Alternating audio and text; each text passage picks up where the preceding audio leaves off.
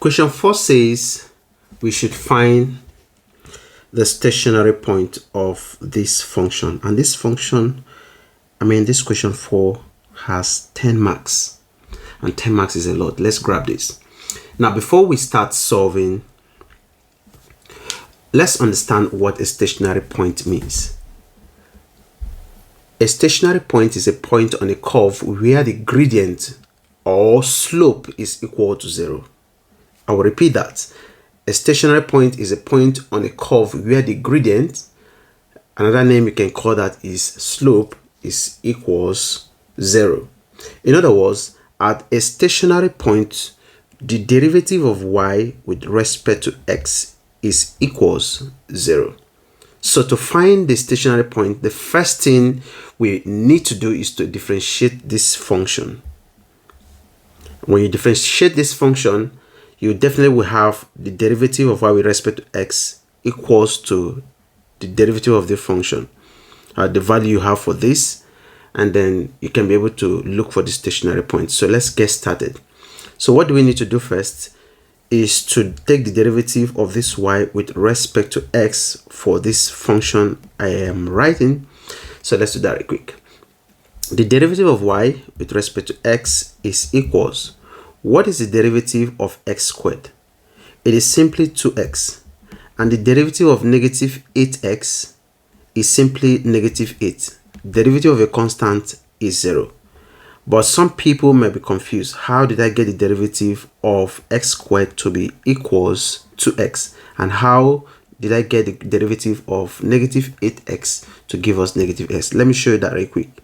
Now, the first thing you need to understand is that when we have y equals, when you have the function y equals x to the power of n, you need to take the derivative of this y with respect to this x, and that will give you, remember, this n is going to come over here, it's going to come down to multiply the x, and then it will also subtract 1.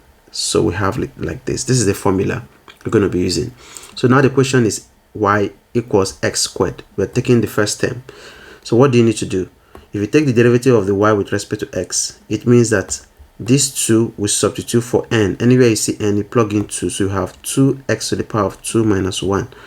And of course, you know 2 minus 1 is 1. And x to the power of 1 is 1. So 2 times x is 2x. That's how I got the 2x. All right, what about 8? Negative 8.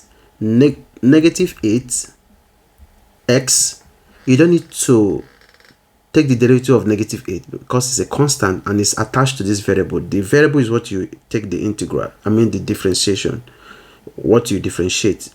Now it has a power of 1.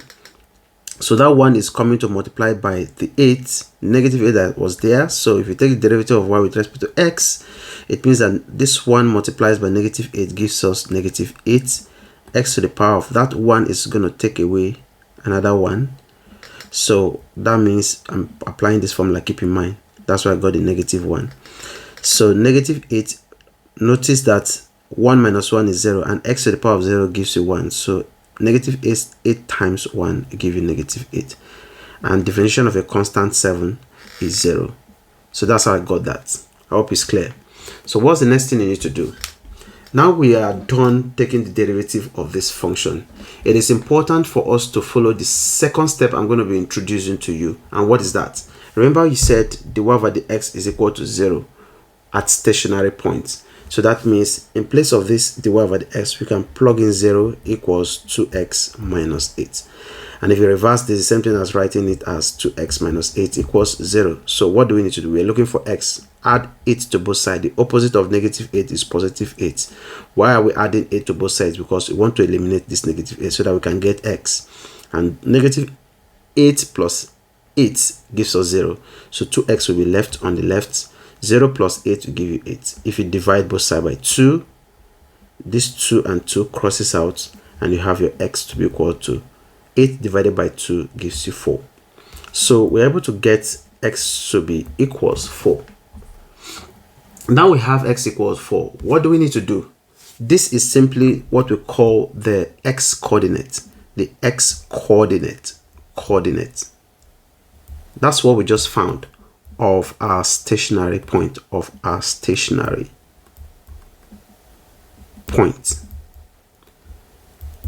So we've gotten x equal to 4 as our x coordinate. Now, but the question asks us to find the stationary point. It wasn't asking us to find the x coordinate, but the stationary point, not just the value of x. So a point has both an x coordinate and a y coordinate. Keep in mind, a point always have both x coordinate and y coordinate. So we now need to find the corresponding value of y for this value we've gotten. And to do that, we need to substitute this value we've gotten into the function given to us, which was y equals x squared minus 8x plus 7. So we have to substitute this value into this. So let's do that real quick. Y now equals, in place of this x, we'll plug in 4 and square it, minus 8 into 4 plus 7. So let's simplify this real quick. What is 4 squared? 4 squared is simply 4 times 4, and that gives you 16, minus 8 times 4 is about 32 plus 7. And then y will be equal to, by the time you add up this 16 minus 32, that will negative 16 plus 7, and that should give you negative 9. So therefore the stationary point,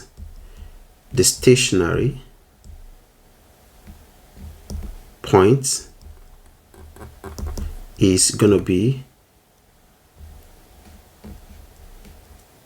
in 4 and 9.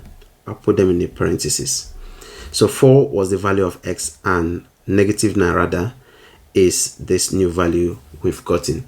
Now we can go one step further and determine whether this stationary point we've gotten is a maximum point or a minimum point. And to do that, we need to find the second derivative. How do we get the second derivative of that function given to us? Of course, we've gotten the first derivative as, let me show you something. We've gotten the first derivative, the y over the x equals 2x minus 8. This is the first derivative. How do we get the second derivative? We can get the second derivative from this first derivative. Second derivative means we have the squared y divided by dx squared. And how do we differentiate? It's just for us to differentiate this function again. That's what it means. And the derivative of 2x will simply give you 2. The derivative of a constant, which is negative 8, is simply 0.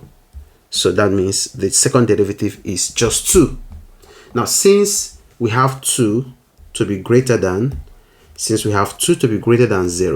the second derivative is positive. Since we have 2 greater than 0, that means the second derivative is positive. A positive second derivative tells us that the stationary point is minimum. It's a minimum point. It's a minimum point. So therefore, we will have the minimum point to be 4 and negative 9. Now, so the stationary point of y equal to x squared minus 8x plus 7 is simply this result we've gotten, and it is the minimum point as well. The important idea to remember is that to find a minimum, a stationary point, first differentiate the function, set the first derivative equal to 0 to find x, and then substitute that value of x into the original equation to find y, and that takes care of question 4. Let's move to question 5.